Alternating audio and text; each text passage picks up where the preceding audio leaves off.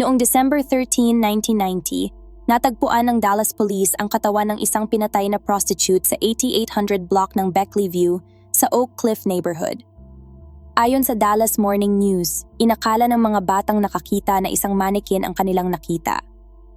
Ngunit ito pala ay ang halos hubad na katawan ng isang babaeng may maitim na buhok, nakahiga ng nakatihaya, suot lamang ang isang t-shirt, at binaril sa likod ng ulo gamit ang .44 caliber.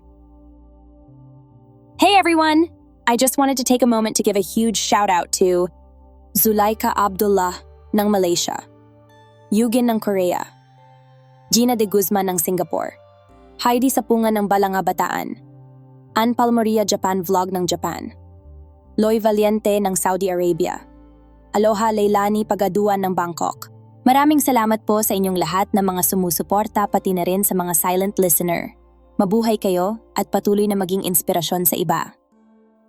Si Detective John Westphalen ang humawak ng kaso at nalaman mula sa ibang opisyal na ang biktima ay si Mary Lou Pratt, 33 years old, isang kilalang prostitute sa lugar na iyon. Ang lugar ay kilala bilang tambayan ng mga drug dealer, drug addict, at mga prostitute. Sa araw na iyon, inakala ng mga pulis na sina Matthews at Smith na isa lamang itong karaniwang insidente ng karahasan sa mundo ng prostitusyon. Ngunit natuklasan nilang may kakaibang aspeto ang krimen na ito. Habang sinusuri ni Dr. Elizabeth Peacock, ang medical examiner, ang katawan upang malaman ang sanhi ng kamatayan, napansin niyang wala ng mga mata ang biktima. Ang mga mata ay tinanggal ng maingat na parang ginawa ng isang eksperto.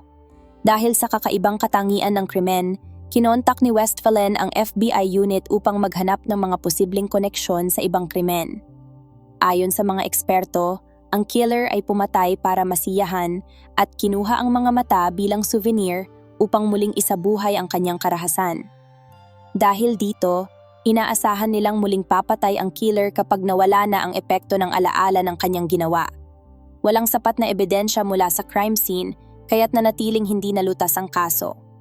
May mga chismis na si Mary Lou Pratt at isa pang prostitute na si Susan Peterson ay nagnakaw mula sa isang warehouse ng kanilang customer, ngunit walang natagpo ang ebidensya laban sa kanila.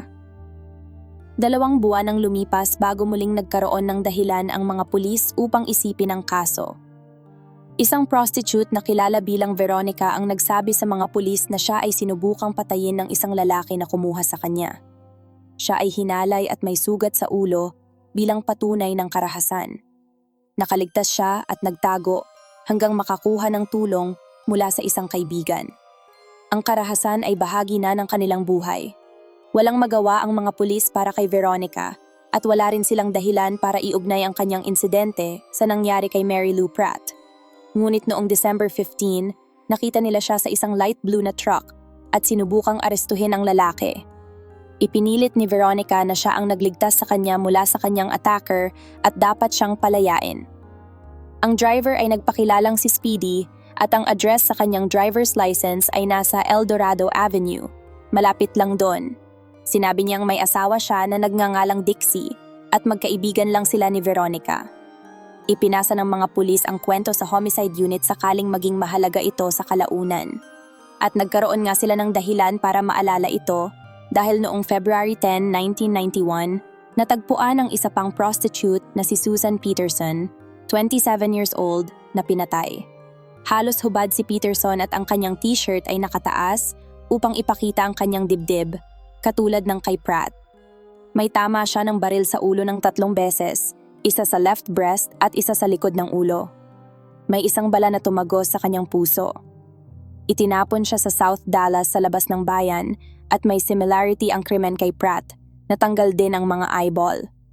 2 araw bago siya matagpo ang patay, sinabi niya sa mga pulis na may posibilidad na kilala niya ang killer ni Pratt. Hindi na ibigay ni Peterson ang pagkakakilanlan ng lalaking pumick up sa kanila at ngayon ay wala na ang impormasyong iyon kasama niya. Ngunit lumalabas na dinala ng salarin si Peterson sa parehong lugar kung saan pinatay si Pratt. Ito ay nakatulong upang matukoy ng mga geographical profiler ang tinatawag nilang zone of familiarity. Malamang na nakatira o nagtatrabaho ang salarin sa lugar na iyon at halos tiyak na residente siya ng Dallas at hindi napadaan lamang. Inisip ni na John Matthews at Regina Smith, mga pulis sa Dallas, ang sinabi ni Veronica, at patuloy pa rin siyang nagsasabi ng parehong kwento tungkol sa kung paano siya muntik ng mapatay. Kilala siyang sinungaling at kadalasan ay walang kwenta ang kanyang mga sinasabi, ngunit ang kanyang pagiging consistent ay nagbigay ng kredibilidad sa kanyang kwento. Dagdag pa niya na nasaksihan niya ang pagpatay kay Pratt, ngunit hindi niya matukoy ang bahay kung saan siya dinala upang halayin at bugbugin, kaya't wala siyang silbi bilang source. May mga dumating na lead mula sa mga taong nakakita o may kilalang pinaghihinalaang salarin, ngunit walang nagbunga. Tinawag ng media ang malupit na salarin na Dallas Ripper. Naniniwala ang mga hooker sa lugar at ang mga pulis na malamang na puti ang salarin at sa makatuwid ay mga puting prostitute lamang ang kanyang target, tulad ng ginawa niya ng 2 beses na. Si Special Agent Judd Ray, ang FBI supervisor para sa rehiyon na yon, ay nasa kaso. Sa isang panayam para sa HBO, sinabi niya na sa pangkalahatan, ang mga killer ay intraracial. Ibig sabihin ay nananatili sila sa kanilang sariling lahi. Ngunit may mga bihirang kaso kung saan sila ay nagko-crossover at pumapatay din ng hindi kalahi. Dahil ang mga profile ay batay sa probabilities, malamang na puti ang killer na ito at ang mga susunod na biktima ay magiging puti rin. Naisip din ng agent na ang killer ay may desire din na uminom ng dugo ng biktima. Posible na may kasaysayan ng mental instability ang salarin.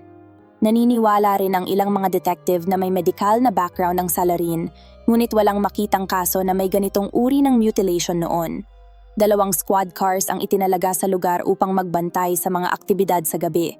Dahil ang unang 2 pagpatay ay may pagitan ng 2 buwan, inisip nila na maaaring magkaroon ng isa pang insidente sa April. Ngunit ginulat sila ng salarin. Noong March 18, sa kabila ng mas pinaigting na police patrols, pinatay ang isang black part-time prostitute na si Shirley Williams, 41 years old. Natagpuan ang kanyang hubad na katawan na nakahiga sa gilid malapit sa isang paaralan at may dugo sa kanyang muka na tumulo sa kalsada. Ang medical examiner na dumating sa lugar ay binuksan ang kanyang mga talukap ng mata at natuklasan na siya ang pangatlong biktima sa serye. Wala na ang kanyang mga mata. Si Williams ay may mga pasa sa muka at nabali ang ilong, malamang dahil sa suntok. Siya ay binaril sa tuktok ng ulo at sa muka. Muli, walang mga fingerprint at walang semilya. Kung nagkaroon man ng pakikipagtalik ang salarin sa mga babaeng ito, maingat siyang gumamit ng kondom. Sa katunayan, may natagpuang hindi pa nagagamit na kondom sa tabi ng katawan, ngunit hindi siya naging kasing ingat sa pagkakataong ito. Habang tinatanggal ang mata ay hiniwa ang mukha na parang hindi alam ang kanyang ginagawa, at sa butas ng mata, nabali niya ang dulo ng kung ano at lumabas na ito isang eksakto knife. Maaring nagmamadali siya, ayon sa isang speculation, dahil huli na nang mawala si Williams. Ayon sa background check, kasama ni Williams ang mga kaibigan niya noong gabi bago siya mawala at sila ay nagdodroga. Sinabi rin niya sa kanyang anak na uuwi siya ng gabing iyon. Umuulan noon kaya nagsuot si Williams ng dilaw na kapote. Ayon sa kaibigan, sumakay siya sa isang kotse at iyon na ang huling beses na nakita siya. Isa pang prostitute na nagngangalang Brenda ay nagsabi na ilang gabi bago pinatay si Williams, may isang puting lalaki na nagtangkang patayin siya. Nagbigay siya ng paglalarawan ng isang matandang lalaki na may salt and pepper hair, nagmamaneho ng berde o kayumangging station wagon. Naalala niyang may bigote at kaunting balbas ang lalaki. Kayumanggi ang kanyang balat ngunit hindi siya African-American. Inimbitahan niya siya sa kanyang kotse, na may balak na dalhin siya sa isang lugar para makipagtalik. Tumanggi siya dahil may sarili siyang ideya kung saan pupunta at ayaw umalis sa pamilyar na lugar. Nagalit ito at sumigaw. Kumilos ang babae, napilitan siyang mag-spray ng mace o isang aerosol self-defense spray. Sa kabila nito, nagpatuloy ang lalaki sa pagmamaneho, kaya tumalon siya mula sa kotse habang ito ay umaandar pa. Ang karanasan ay nagbigay ng trauma sa kanya. Naniniwala ang mga pulis na si Williams ay pinatay sa lugar at ang kanyang damit, kabilang ang isang dilaw na kapote, ay dapat matagpuan. Naisip ng mga pulis na naghahanap sina Williams at suspek ng lugar kung saan pwedeng magtalik at mag-perform ng mutilation para sa suspek. Naghahanap ang mga pulis sa isang bukid na halos 1 milya ang layo, ngunit walang nahanap. Kahit na ang tunay na target ay si Brenda noong gabing iyon, si Shirley Williams ay naging biktima ng isang serial killer na walang pinipiling lahi, na lalong nagpahirap sa investigasyon. Kinailangan harapin ng pulisya ng Dallas ang katotohanan ito, kaya't mas naging kasangkot ang FBI. Ang katawan ay itinuturing ding isang crime scene at ginamit ng mga lab criminalist ang mga precision instrument upang makolekta kahit ang pinakamaliit na piraso ng ebidensya. Sinuri nila ang bawat piraso ng potensyal na ebidensya na nakuha ng mga pulis.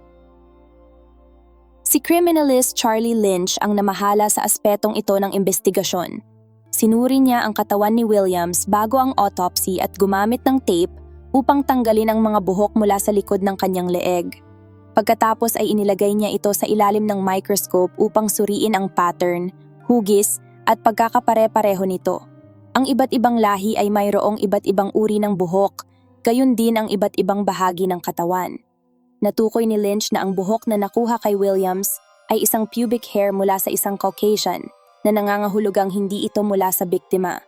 Hindi ito gaanong nakatulong sa pulisya para matunton ang isang tao, ngunit magiging kapaki-pakinabang ito kapag natukoy na ang isang suspect. Ang baril na pumatay kay Mary Lou Pratt ay natukoy ng ballistics lab na siya ring pumatay kay Shirley Williams. Maganda ito dahil ang mutilation kay Williams ay maaaring maging problema sa korte para sa linkage analysis. Bagaman ibang baril ang ginamit sa pangalawang biktima, ang kanyang mutilation ay halos kapareho ng kay Pratt kaya't walang magiging problema sa pagsasabi na ang mga krimen ay gawa ng isang tao lamang. Kahit sino ay maaaring magkaroon ng higit sa isang baril, walang kakaiba doon sa Texas. Dahil sa 3 pagpatay sa kanilang teritoryo, naisip ni na Matthews at Smith ang mga narinig nila sa kalye nitong nakaraang buwan at binalingan ang kwento ni Veronica tungkol sa pagkakita sa pagpatay kay Mary Lou Pratt. Naalala nila ang lalaking kanilang pinigilan, si Speedy, at nagpa siya silang suriin ang kanyang address. Nang kanilang sinuri, nalaman nilang ang ari-arian ay nakapangalan kay Fred Albright, na nagmamay-ari ng ilang mga ari-arian malapit sa kung saan natagpuan ang unang katawan. Ngunit si Fred Albright ay patay na. Ito ay kakaiba, gayon din ang susunod na nalaman nila. Ilang araw bago yon, isang natatakot na babae ang tumawag sa deputy constable upang talakayin ang isang lalaking nagngangalang Charles Albright, anak ni Fred. Dati siyang nagtrabaho sa isang tindahan ng damit sa mall. At si Albright, isang customer, ay madalas na pumupunta at nagbibigay sa kanya ng mga regalo. Hindi ito nagustuhan ng kanyang mga katrabaho, ngunit nagpa siyang lumabas kasama siya. Agad niyang pinagsisihan ang desisyong iyon at itinuring siyang mapanganib. Ayon sa babae, sinabi ni Albright sa kanya na siya ay isang professional na conman at nagmamay-ari ng maraming ninakaw na ari-arian. Bagaman siya ay kasal, kinumbinsi ang babae na lumipat sa isa sa kanyang mga paupahang ari-arian kung saan siya pumupunta para sa sex. Sinabi niya na ang kahilingan ay naging kakaiba hanggang sa takutin siya nito, lalong nagbigay ng takot sa babae ang pagkahumaling ni Albright sa mga kutsilyo at mata.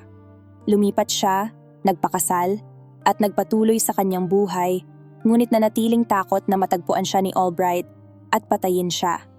Ang pinakamagandang impormasyon na ibinigay niya ay alam niyang magkakilala sina Mary Lou Pratt at Albright. Nang sinuri ng mga opisyal ang history, nalaman nila na mayroon siyang mahabang criminal record, kabilang ang isang hatol para sa aggravated assault on a child. Bukod pa rito, lumitaw ang isang babae na nagngangalang Dixie sa mga record, at naalala ng mga opisyal na sinabi ni Speedy na iyon ang pangalan ng kanyang asawa. Ang mga katotohanan at mga koneksyon ay nagiging mas kapani-paniwala bawat minuto. Alam nilang kailangan nilang suriin ang taong ito. Pinayuhan ni Detective Westphalen sina Matthews at Smith na ipakita kay Brenda ang ilang mga larawan upang makita kung makikilala niya ang lalaking kumuha sa kanya at nagbanta sa kanya. Tiningnan niya ang koleksyon ng mga mugshot at walang pag-aalinlangan na itinuro ang larawan ni Charles Albright.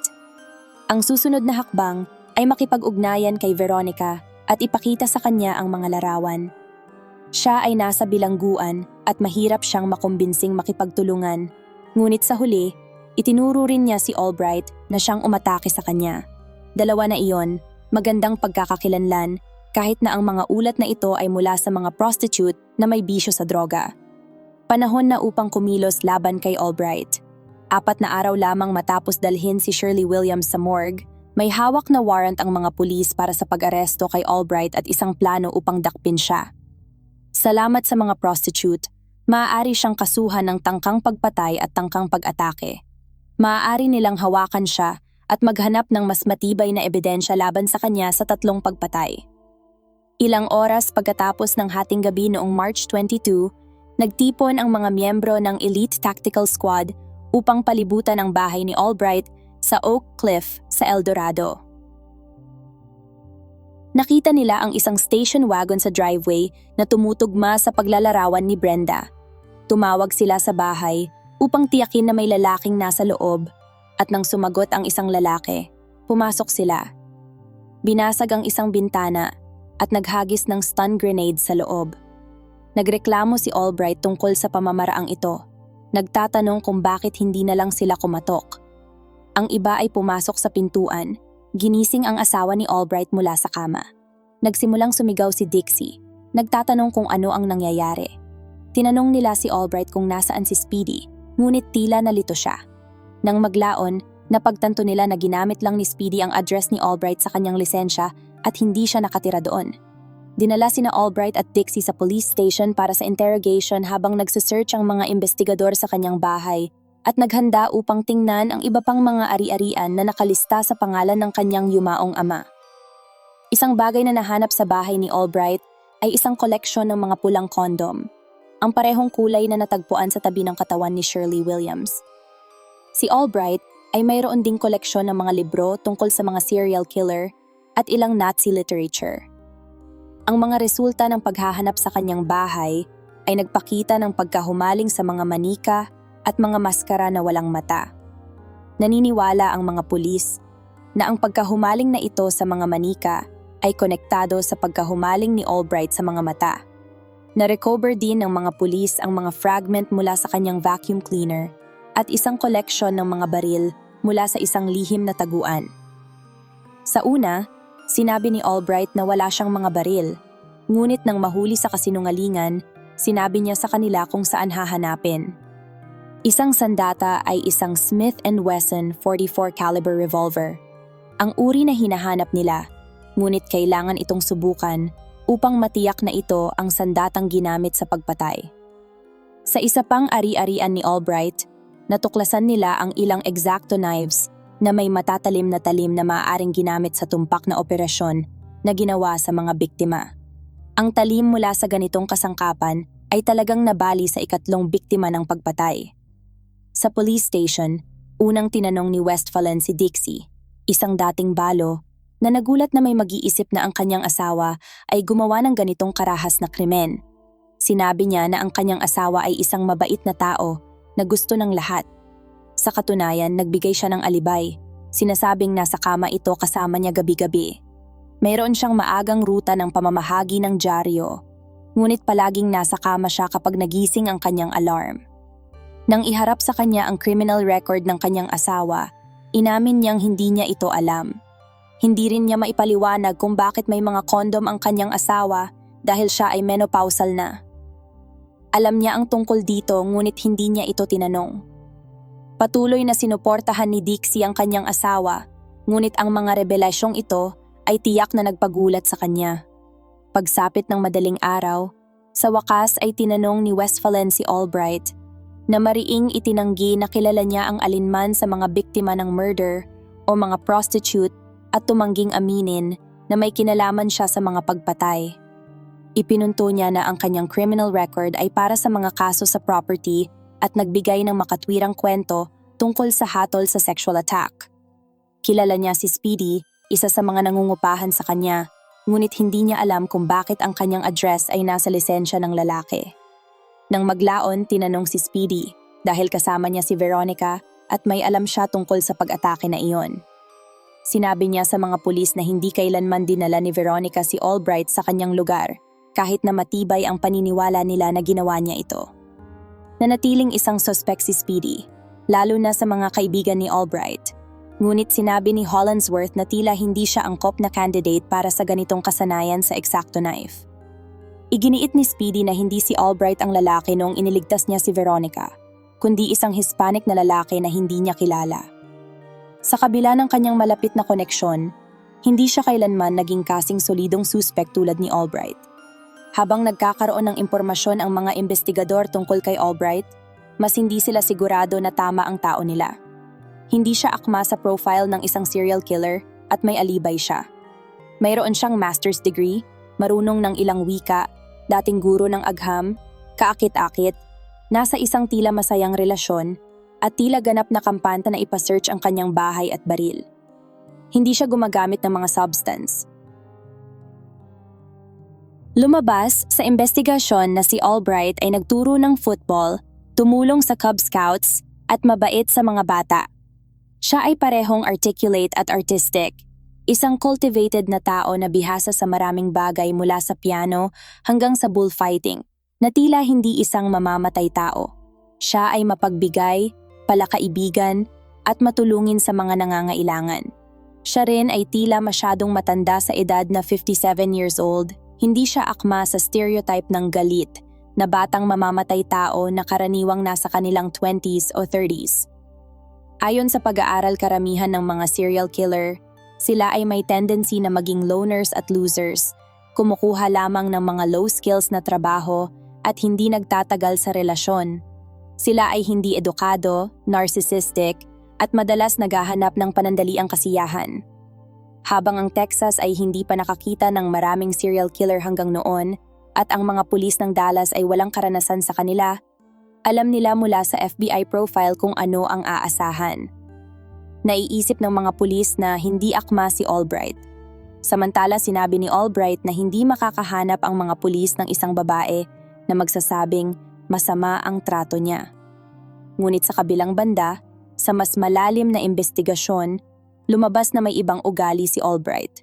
May isang kwento tungkol sa temper ni Albright. Minsan siyang nagbitiw sa trabaho dahil sa isang maliit na insidente. Sa ibang pagkakataon, nagkomento siya na kinamumuhian niya ang mga prostitute at nais silang patayin.